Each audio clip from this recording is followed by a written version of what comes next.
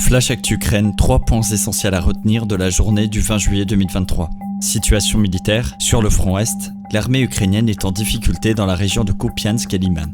L'armée russe a revendiqué la capture de la gare de Mochalnovo et a affirmé avoir progressé de plus d'1 kilomètre. Moscou concentre sur cette zone plus de 100 000 hommes. Sur le front centre-est, les forces armées ukrainiennes ont pris du terrain au nord de Bakhmout et progressé au sud. Le général Oleksandr Syrsky a assuré que les conditions étaient réunies pour reconquérir la ville. Par ailleurs, en représailles des frappes sur le pont de Kerch, la Russie a lancé des attaques sur les villes d'Odessa et de Mykolaiv, blessant au moins 27 personnes et 2 morts. Kiev accuse Moscou de viser des infrastructures portuaires pour bloquer les exportations ukrainiennes de céréales. 60 000 tonnes de grains ont d'ailleurs été détruits, Moscou dément et affirme cibler des installations militaires.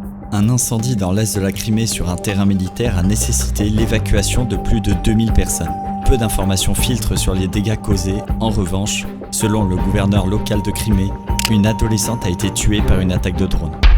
Côté soutien à l'Ukraine. Les États-Unis ont annoncé un nouveau plan d'aide militaire de 1,3 milliard de dollars. L'Union européenne étudierait quant à elle la création d'un fonds européen pour la défense de 20 milliards d'euros.